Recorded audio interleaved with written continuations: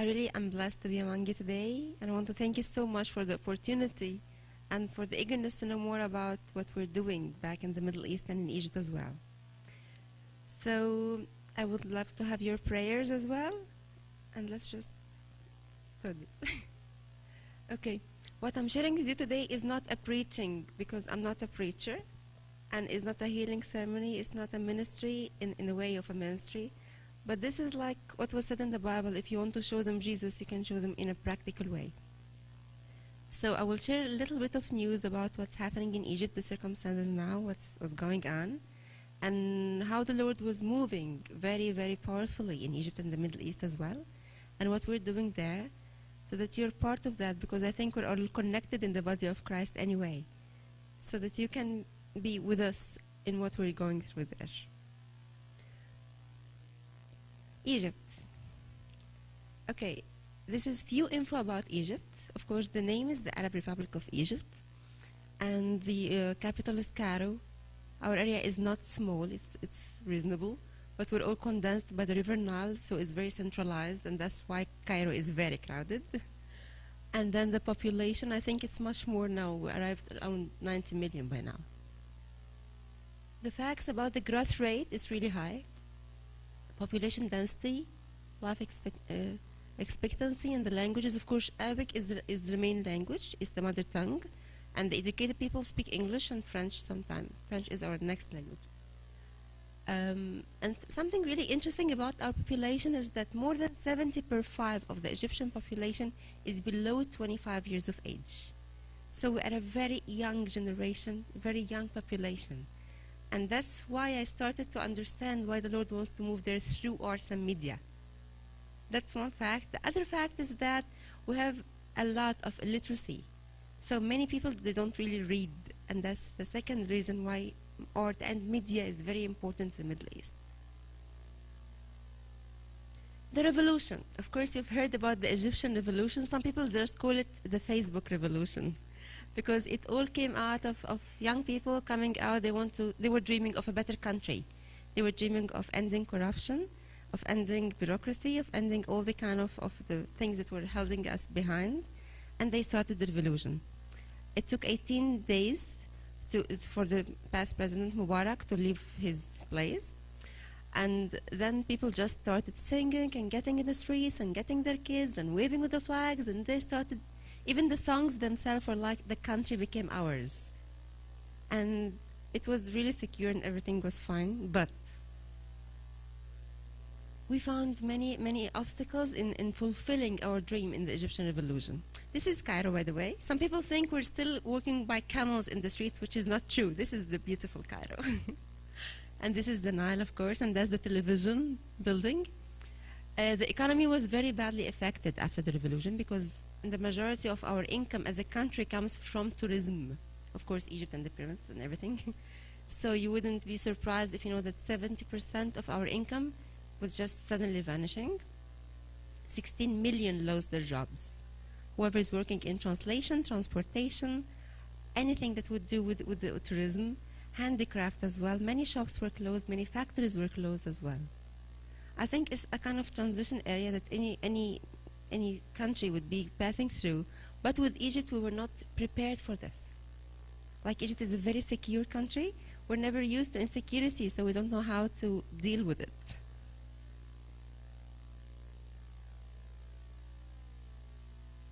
Politically, I like this picture. I took it out of Facebook, actually. It just reveals Egypt as a beautiful lady sitting there in the chair, and that's the Egyptian flag. And everybody is looking at Egypt in his own way.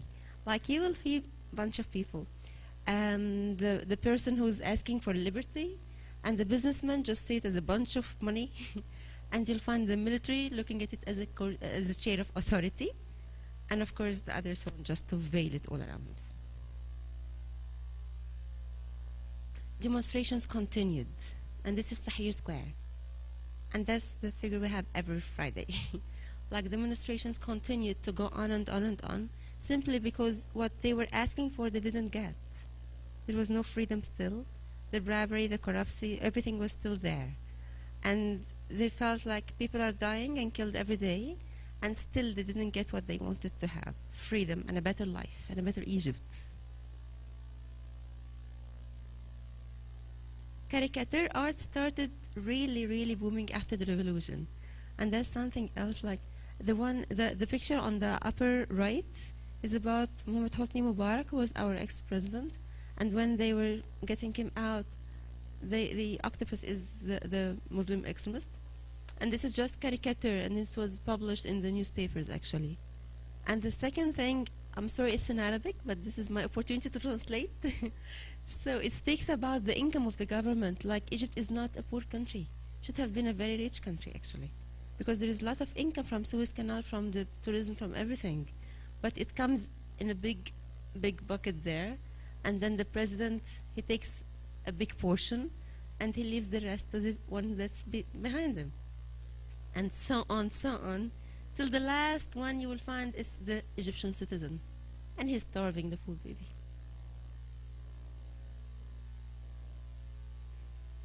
Many blood was shed since the starting of the revolution till now.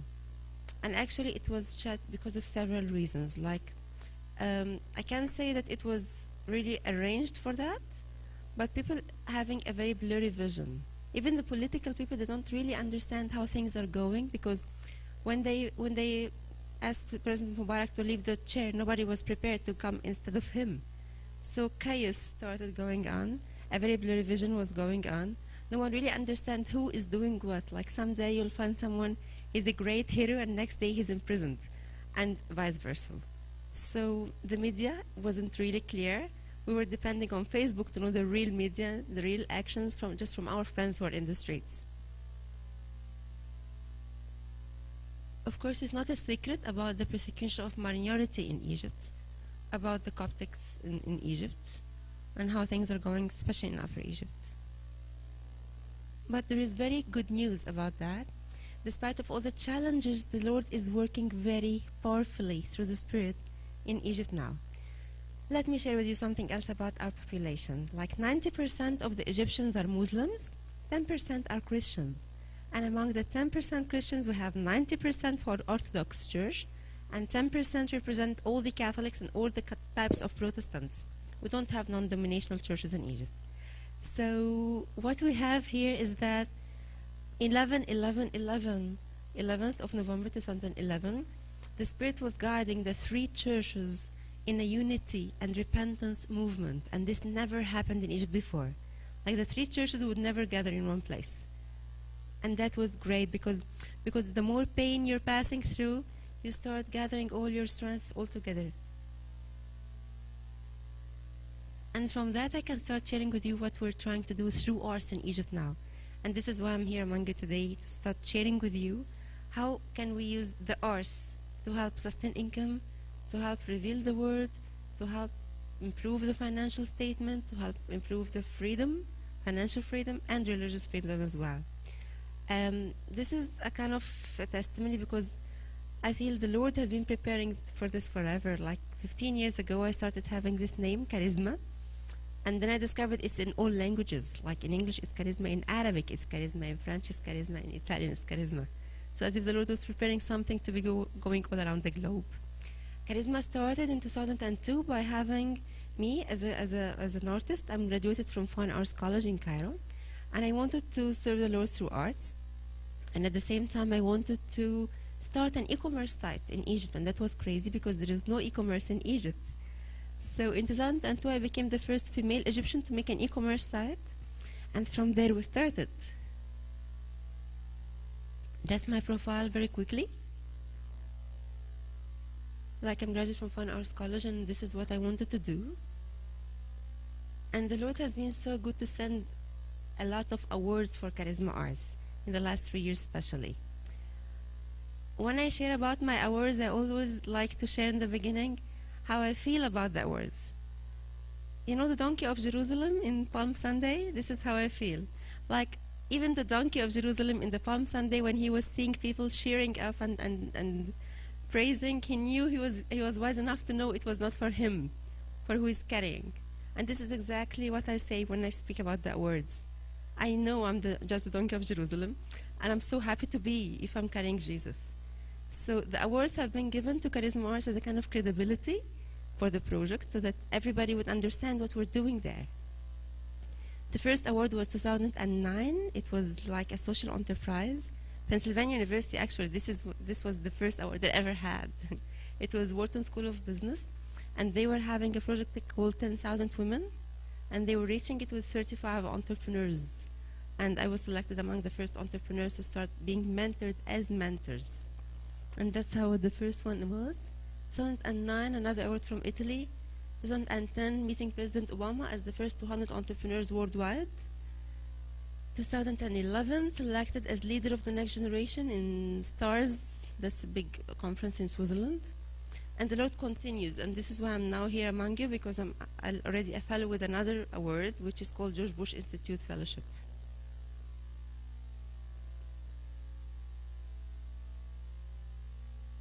And actually with those certificates, I feel the Lord was using the kind of knowledge and art to help the marginalized communities in Egypt. Because the main idea was how to help them through education and through art to sustain this income. Those are more awards. This is meeting President Obama. The history of Charisma Arts. I already started like sharing with you a little bit how it all started with me by wanting to sell Egyptian handicraft online. And I had no clue by then. This will bring me now here to be speaking about what's happening in Egypt. I was just a city girl from Cairo sitting at my home, and I wanted to sell handicrafts. I didn't know how to do it, so I just started self-studying online for 16 months or so how to make it happen, and then it was happening, and I started selling online. After that, in 2007, that was the first time I ever went to Upper Egypt. I told you I'm a city girl. So going to Upper Egypt, I discovered very poor females and marginalized communities in Upper Egypt. And they couldn't sustain an income for their kids. And they couldn't do anything, and they were not even having religious freedom because they don't have financial freedom. So I was praying to the Lord, and I heard a very clear voice, which was one of the few times it was that clear inside me. Use your talents. I started thinking, what are my talents? So I thought about arts, I thought about languages, I thought about loving people, and then I remembered my sight. So from that day, I started devoting my sight to the Lord, and I was trying to help those female marginalized communities produce some handicraft and sell it on my site. And I thought I'll be helping them in this way. After a year, I discovered I'm not going anywhere because the more women came, the more items I have, and there was no orders over the site because nobody heard about Charisma Arts by then. So I felt like the vision is so big and I can't really fulfill it. I was not having money from anybody, so I couldn't even finance the advertising. So I was walking in a very, very slow steps, and for them, they needed to feed their kids today. So I started asking the Lord for something else, okay? Lord, this is not going anywhere. And I was very specific. I need a small place in Cairo, in Zamalek, which is the most sophisticated place. And I wanted small in size so that I can pay the rental. And between my college and my school, which is St. Joseph. And the Lord granted me the exact request I was having. So 888, I opened a very small shop in Zamalek area. And it was great because they opened it with 9 suppliers, among which were the prisoners, the orphans, refugees. And we started selling handicraft in a physical place, which was in Zamalek. You will see the picture. And it went very fine for the first 3 years. It's true, it was not sustainable even, and I was praying for my pocket, but I felt like this is how I'm serving the Lord. The effect on society, it increased tremendously in those 3 years. Because in the first year, we grew from 9 suppliers to 60 suppliers. In the second year, they were duplicated, 120 suppliers. In the third year, they would have been like 163 suppliers, but the revolution came, and we had to close the shop, and everything was closed. And that was hard, and this happens many times when I feel like it's not only me. I'm sure you had several similar experiences when you feel darkness all around, and the Lord just comes and opens a small window. That was the part of having a very dark area about it, like the country is lost, the shop is closed. I don't know what to do. My father passed away in the same year, And it was a really hard year. All my friends and family are immigrating from Egypt. Everybody who could even speak English and educated left. And I felt, should I just go? Or do I have a mission to continue in Egypt? And I prayed again, but this time I was really blue, and I couldn't even hear anything. And by then the Lord understood what I'm passing through. So he started opening windows by getting more connections, by having another award, and going to Germany and displaying our items in a big fair, in Ambiente Fair in Frankfurt. And that was a huge step for us, because can you believe going with items made by prisoners and orphans and refugees to compete in an international trade exhibition of 5,000 vendors? That was huge for us. And from there I started speaking about Charisma Arts, and people started to acknowledge what Charisma is doing. That through art, this is our weapon. So that through art, we're helping them, either financially or religiously, or awareness campaigns. Where are we now? Charisma Arts started just by the handicraft, and we were trying to take pictures of those handicrafts and sell it online on their behalf. We're following the fair trade principles, so the money goes to the families, majority of the money, and a little bit for the administration and the rentals and the employees. And at the same time, after the revolution, I felt the Lord is even increasing the vision, not decreasing it as I thought it just stopped. And now Charisma started having other 2 projects ongoing besides the first ongoing project. And that's what I'm going to share with you. Those are our Egyptian artisans. You can see from them, you can see the conditions they're living in from the background of the picture. This is not fake, it's not Photoshop. And at the same time, they're so keen to produce very high-ended items. And that's what we were trying to do in the last 15 years. And that was our shop, and it was exploding with items by the end of the 3rd year. Like many people brought their items to be sold. We were helping them by revealing practically how Jesus would help and love everybody. Because in the beginning they were asking, are you only helping Christians? I said no, because Muslims could come as well.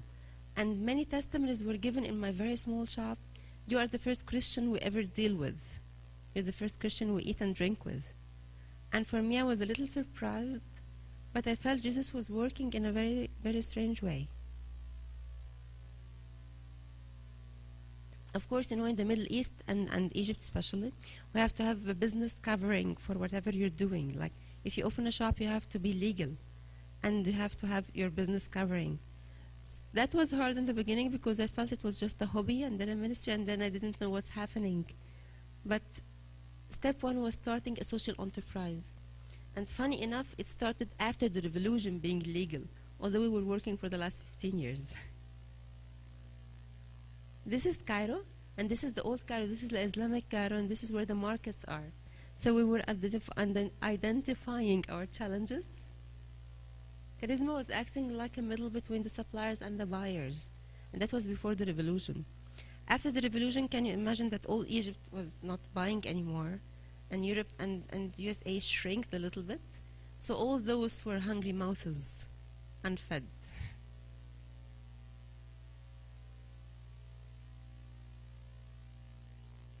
Our business model, we started by having a small social enterprise. Between brackets, there is nothing called social enterprise in Egypt. So we started by naming our company Charisma Arts for Development, so people would understand we're just social, we're not for profit, we are more into the social work.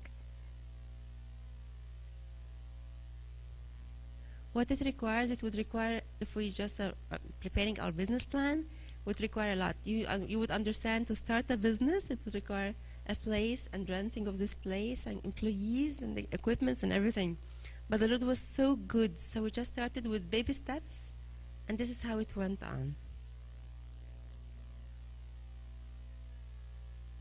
Those were the recommendations we had, and now we started a very small office. We found a very small flat. My friends, who I called the volunteers, we just went and we painted the flat ourselves, and we started renovating it with our own hands. And that's my mama, by the way. She's my supporter. And then you'll find all my friends just arranging things very quickly because we wanted to start opening our small office 12, 12, 12. I have a problem with numbers. And that was the opening day.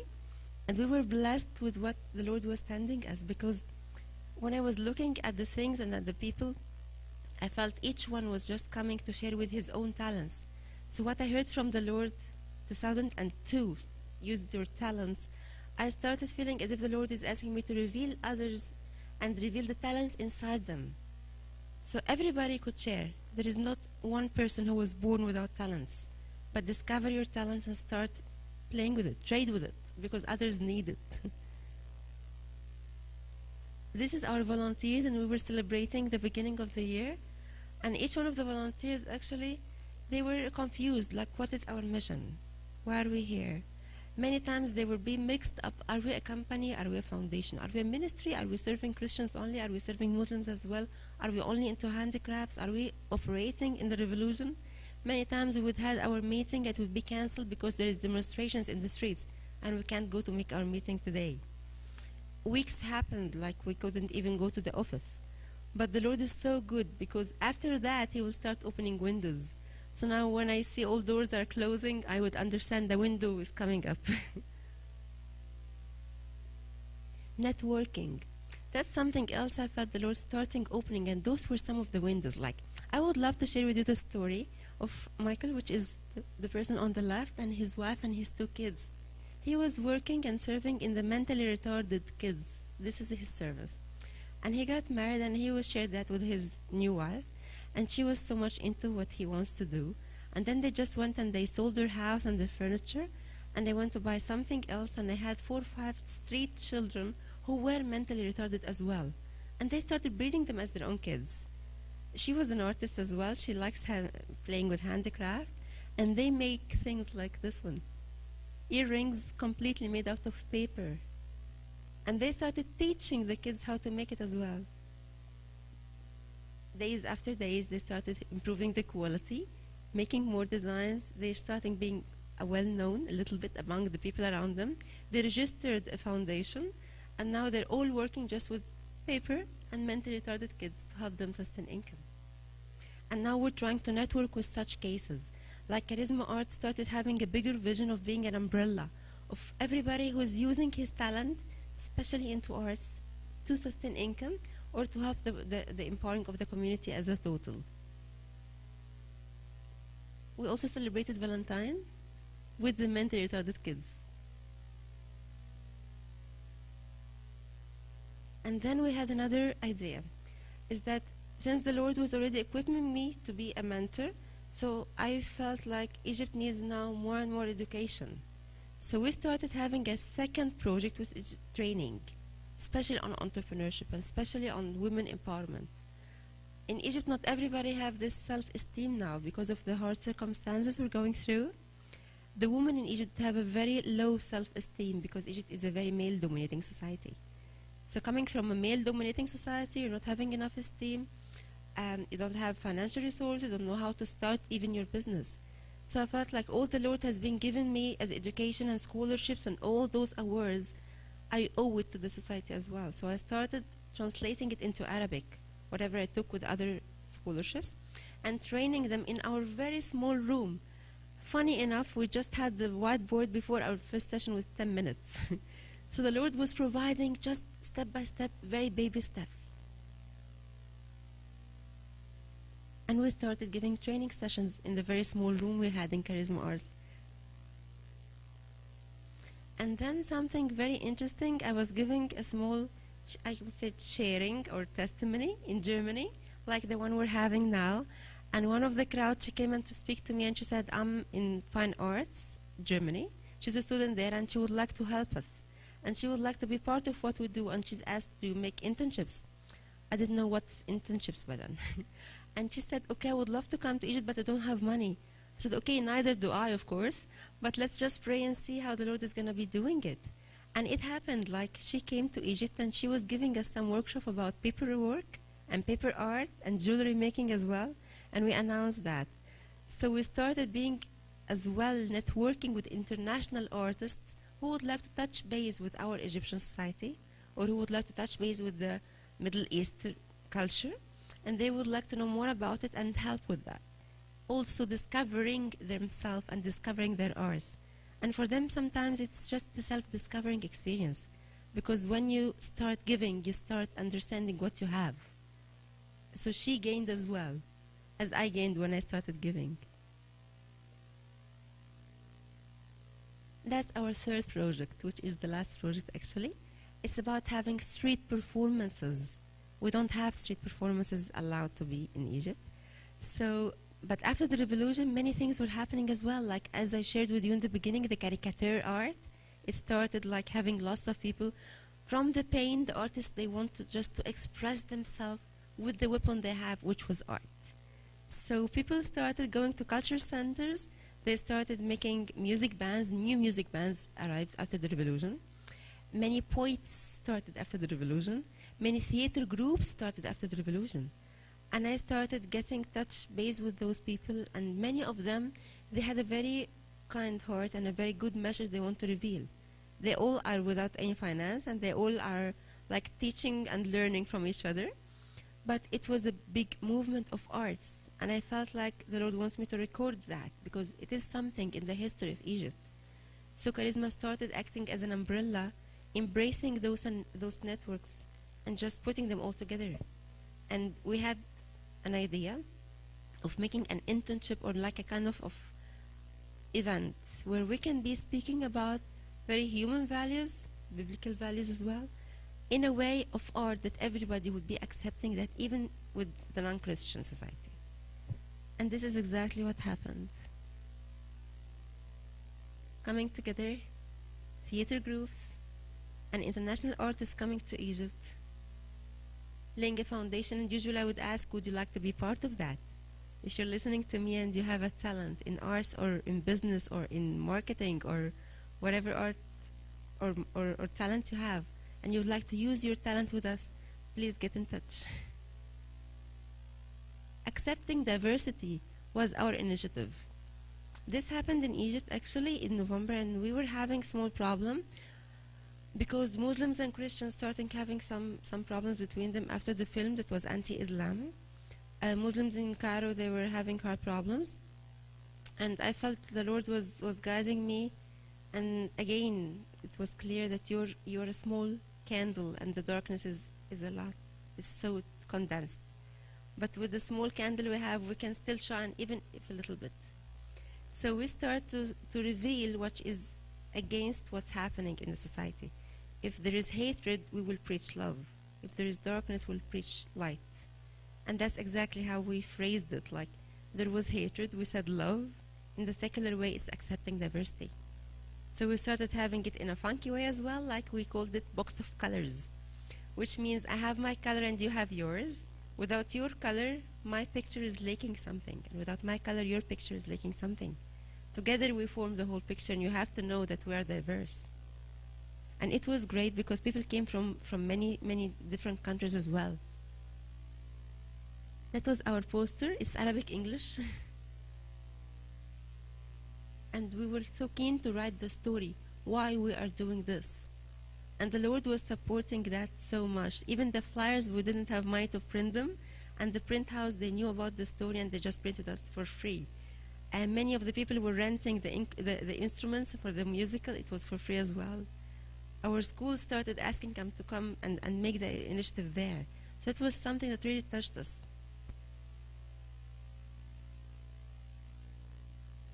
In the schools, you can see how much effect was on the school kids. And that was something else. I was so keen to make this initiative with the small hearts that is not yet polluted. So we started by going to schools with the small kids who will really be eager to know more about loving one another. So that we can just plant the seed and the Lord is able to send somebody to water it afterwards. And actually this is the American guy, and he's the world champion in unicycle. So he came with his wife, and he was the star there, and kids just loved it. And after he would give his testimony, after playing and people would be clapping and everything, he would say, while I was wearing my medal, he was the world champion, I found beside my medal, my heart was empty. And just when I started giving it to the Lord, that my heart started being full. So it wasn't fame, it wasn't money. And each one of the people who were doing art had his own great testimony. This is some of the groups that we're networking with. Like Al-Kalma is a theater group, and they have the same vision. They have been having this vision for 10 years, even before the revolution, to start going to the street to speak about biblical values. This is a very interesting model, actually, because Anna Masri and the founder is Ihab Abdu, he's my friend, and they have a very nice vision of Anna Masri means I am Egyptian. Anna Masri, and the main song says, Muslim Masihi, if I'm Muslim or I'm Christian, Anna Masri, I'm Egyptian. So it starts speaking about accepting diversity and knowing that even Christians and Muslims will have to be working together. And actually they're located now in DC, and we're attending their event tomorrow. And that's another model as well, another group. The founder, his name is Joe, and I just discovered him lately. And he had such a great talent in writing and performing and singing and playing songs. And whatever songs he was playing, he would insert something about God or about hope or about better future, despite of everything that's happening around us. And if you're sitting there listening to the news, and every day you just hear something about somebody's killed and somebody's smashed and somebody's kidnapped, you need to hear some encouragement. So I felt like the Lord is using art to encourage his people in the dark era now. That's another very interesting model, and it's going on this month. Actually, I just got the news from Facebook while I'm here. And it speaks about having one big event. It's called Egypt is Uniting Us. And they would bring different kind of group and just put them in one place, and they would just perform art, theater and music and many kinds of arts that would speak about Egypt is uniting us. Our social enterprise, Charisma Arts. Going back to that time, I'm very thankful to the Lord that I'm now sharing that with you. Like when I was sitting with those children, that was 2007, 2008. I never thought the Lord will be going through all those steps. I'm not a saint, I'm not a great person, I'm sure you're much better than myself, but at the same time, all what I was trying to do is to listen and to be little obedient as much as I can, which would just use my talents, whatever talents I had. And if you'd like to take part of what we're doing, we're welcoming everybody from everywhere, and it is very easy actually. Just you can share what we're doing by being part of that. Tell people about us. Get your Christmas items from us. You can just buy online. We do have an e-commerce site. Remember, we're the first e-commerce site in Egypt. And at the same time, this is our site, and of course we do accept donations to continue our social work.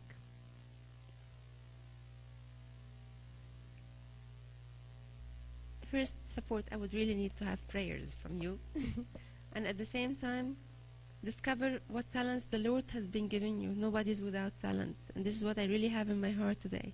Nobody's without talent. Just discover it and be frank with yourself. Like, how can you start using it and start raising it for His name?